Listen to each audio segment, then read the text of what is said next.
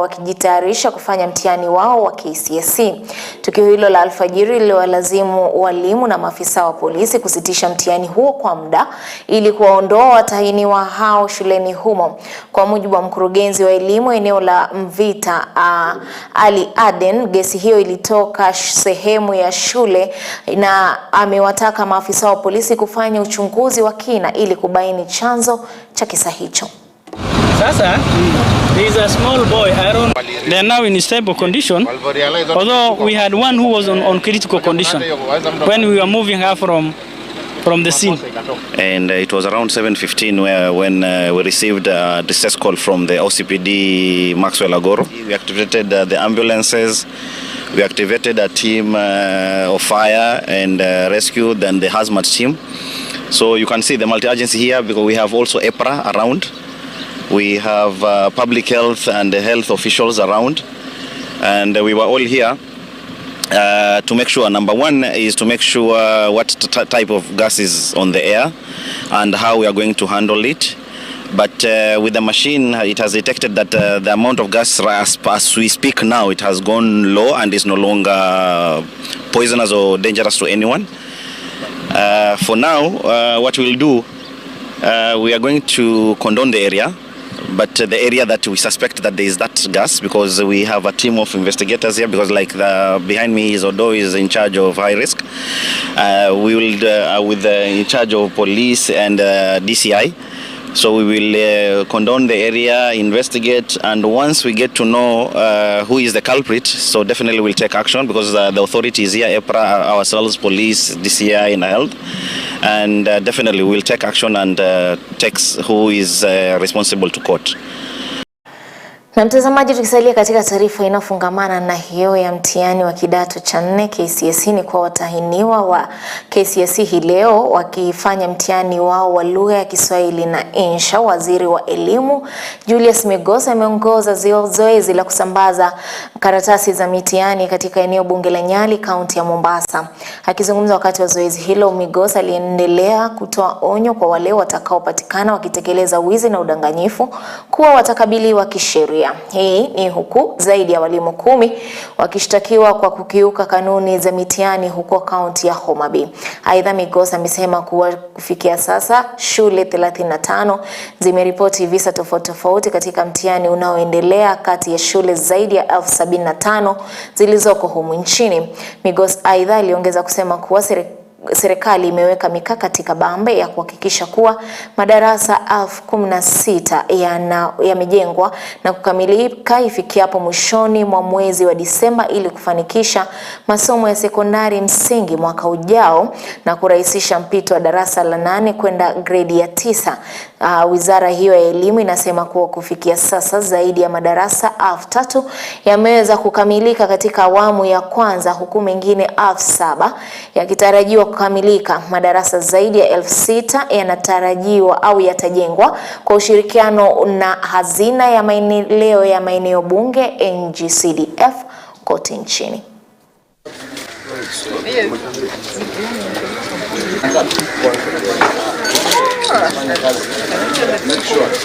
To do things that they are not supposed to. The children are willing because they have studied. They want to see what it is that they can do. In most other instances, the classrooms have been done and they have been completed with that 1 million.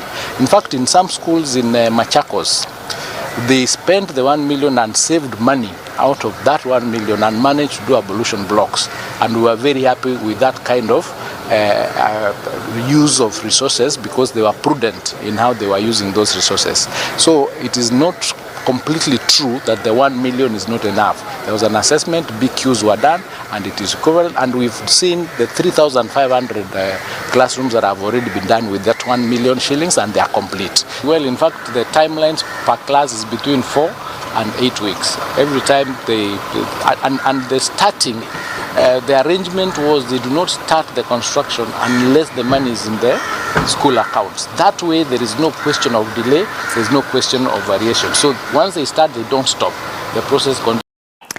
Na mtazamaji, Inspekta Jenerali wa Polisi Douglas Kanja hii leo alifika mbele ya kamati ya bunge ya usalama ili kuweza kujibu maswali kuhusu madai ya kutekwa nyara na mauaji ya Wakenya wakati wa maandamano ya kupinga mswada wa fedha yaliyoanza mwezi wa Juni mwaka huu. Kanja alibainisha kuwa visa 57 vya utekaji nyara vimeweza kuripotiwa humu nchini tangu mwezi Juni mwaka huu, ambapo watu 29 kufikia sasa bado hawajulikani walipo, miongoni mwao akiwa ni mwakilishi wadi wa Dela huko Wajir, na wala polisi haina habari aliko mwakilishi wadi huyo. Aidha, watu 22 wameweza kupatikana wakiwa hai huku 6 wakiuawa. Kwa mujibu wa Inspekta Jenerali wa Polisi Douglas Kanja, mauaji mengi yaliyoripotiwa ni ya wanaume ikilinganishwa na yale ya wanawake.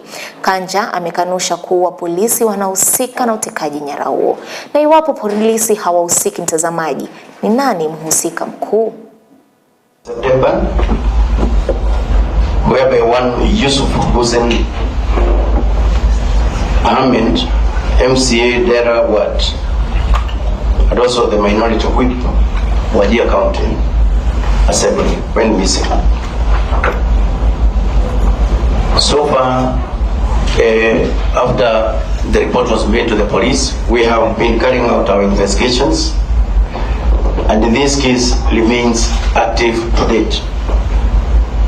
We have not yet gotten additional information on the whereabouts of this honorable member of Wajir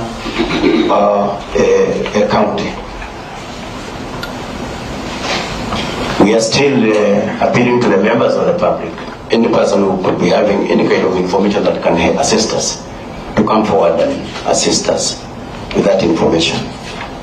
And previously I made it clear that police don't abduct, police don't kidnap, police only arrests, and we detain in the lawful facilities, that is within police stations. And after that, investigations are commenced immediately. Those who are found that they meet the threshold of being taken to the courts, they are taken to the courts. Those who does not meet, they are freed immediately. So, Honorable Chair, Honorable Members, so all the cases are there, and in summary of the cases, the victims, after the report was made, we have already found 22 of them. They have been found alive. 29 are still missing to date. Victims found dead, there are 6, making a total of 57 of all those who have been reported missing. The following are the ongoing investigations related to the abduction, kidnappings, where arrests have actually been made. Number 1, abduction and sodomizing of one Bruce Kajira. Na polisi wamenasa pombe haramu iliyokuwa ikitengenezwa katika nyumba fulani huko mtaani Fedha. Watu 4 wamekamatwa na kunaswa kwa lita 440 za kemikali hiyo na katoni kadhaa za vileo za kisasa. Akizungumza na wanahabari, kamanda wa polisi Michael Mushiri alisema kwamba polisi pia walipata mabandiko ya halmashauri ya KRA vinavyodaiwa kutumiwa na watengenezaji wa vileo hivyo kukwepa kulipa ushuru na kuwahadaa watumiaji wa vileo hivyo. Vile vile Mushiri alidai kuwa mazingira ambayo vileo hivyo vilikuwa vinaandaliwa si salama, huku akiwaonya wote wanaoendeleza biashara haramu kuwa hawatasazwa kisheria. This is an effort that we must sincerely thank the community for, because without the involvement of the community in such operations, we can do very, very little. Behind me, you can see we got some elders here, members of the community who are able to work very, very closely with the police. And out of this operation, we can confirm that this is a very secluded house. No activities were seen to be done from this point. But that did not stop members of the public from giving us this information. Already we've found 480 liters of ethanol. It's already here with us. On top of that, we've been able to get some 163 cartons of assorted second generation alcohol. These are products, of course, that are dirty, prepared in a bad way, and they are completely a health hazard. The other item that we've been able to find is 1 roll of KRA stickers. Sisi hatukuwa tunajua, lakini mimi nilikuwa nikipita kwa njia nikaona umati wa watu na mimi nikaja kuhudhuria. Kuja kuhudhuria ndipo nikakuta ni hii pombe hii ya young generation. Kwa hivyo sasa hiyo sikufurahia, na hiyo tungesema hiyo ni mambo ambayo inafaa ikomeshwe na ikomeshwe na serikali, na hiyo mambo ipate kuondoka. Ile tunaona pombe mtaa hii wetu ni watu wanakuja, lakini wanakuja na kisiri, kwa maana hii ni manyumba na watu hapana ingiaga ovyo ovyo. Sasa ndio tunasuka, kwa maana wakati tunazunguka hapa na chief, senior chief na masifu yetu, pombe imekwisha, pombe imefungua, bangi na dawa za kulevya wamefungua. Sasa tutakaa na kuangalia kijiji na kumaliza hiyo mambo yote, na itakwisha na haitarudia tena hapa. Mgawanyiko umezidi kuibuka kwenye kikao cha kamati ya upatanisho kuhusu ugavi wa rasilimali kati ya serikali kuu na serikali za kaunti, huku mwenyekiti wa kamati ya bunge la kitaifa kuhusu bajeti Ndindi Nyoro akisisitiza kuwa kuna upungufu wa shilingi bilioni 878 kunradhi kwenye bajeti ya mwaka huu wa kifedha. Maseneta wamesisitiza kuwa hawatakubali kupunguzwa kwa mgao wa kaunti, ikiarifiwa kuwa kaunti zinadai serikali zaidi ya shilingi bilioni 30.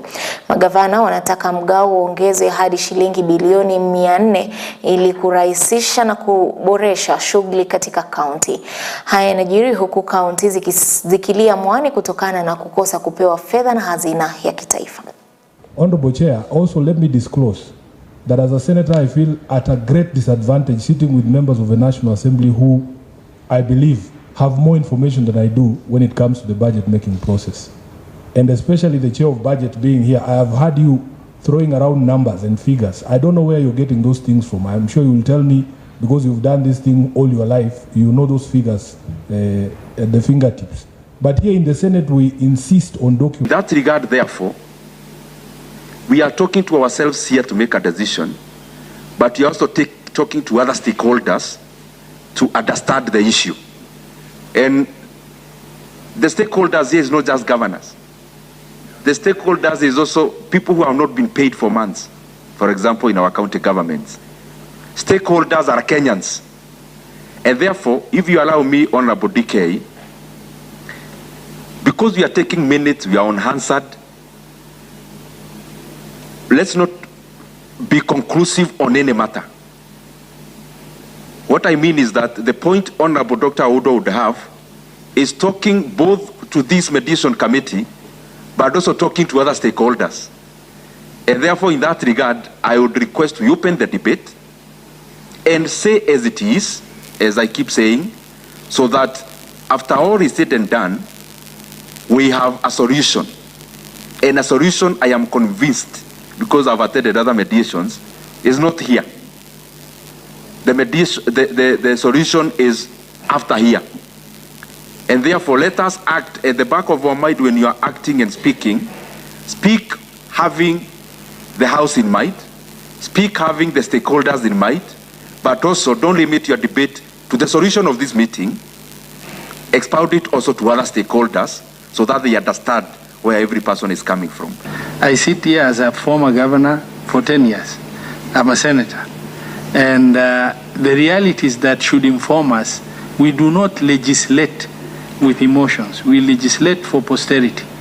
We legislate so that whatever we do can outlive the test of time in terms of objectivity. If you get to understand, maybe if you ask, and don't even press the mic when the chair is talking, so that you can pay proper attention in terms of what we are discussing. Na mtazamaji, niruhusu nikome hapo kwa sasa, lakini mengi zaidi yatakuwa na kurejelea kwenye taarifa zetu kuu hapo mwendo wa saa 1 na saa 3. Nimekuwa wako Belinda William, hadi hapo kesho tena panapo majaliwa, na kutakia jioni njema na utazamaji mwema. Kwaheri.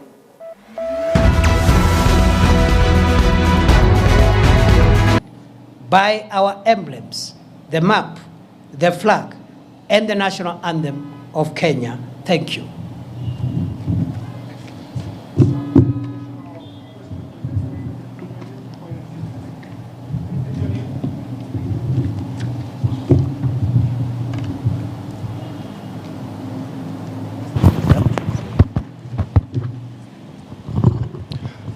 My name is Eric Owenga, labda kwa Kiswahili Bwana Naibu Rais.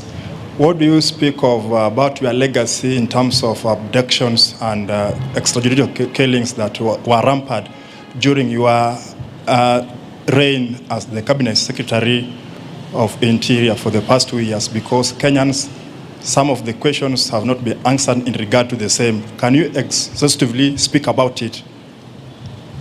Thank you.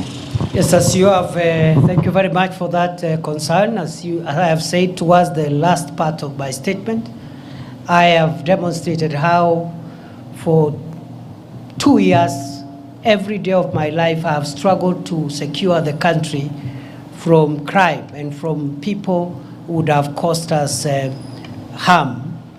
And I have told my journey, the places I've been and what has took me there, the work I did in immigration and other places. At the end of my statement, I have said, as I exit that office, I'm exiting at a time when there are reports of cases of mysterious disappearances, abductions, and femicide. And I have handed over the responsibility of cracking down on those emerging reports of crime. And I wish him well, and I know he will succeed. The same way in the past, I've been able to handle those other national security challenges. Remember, these are challenges that we've witnessed in the last few months, and already we had gotten ourselves on a place where we had come up with a strategy of cracking down on this criminal behavior, the same way we succeeded, even with the Nairobi urban crime, which was quite a spiral at the time we took over, and which today is manageable. And therefore, these are developments over the last few weeks, maybe a couple of months. We had laid the ground on how to deal with both cracking down on criminals who are in that space of femicide or abducting people, and also a framework for accountability of any rogue officer or officers who will be involved. And therefore, that should be the task of the next minister going forward. I have no doubt I have done my best every day of my life, and there is no day I have slept without asking myself what I have done to make our country safer. Before, because of time, allow me now to transit and speak on my assumption of office to the office of the Deputy President of the Republic of Kenya. Those of you who are in the swearing in, you realized I just made some of the cuff remarks deliberately because it would not have been appropriate at that time to give lengthy speeches because of the official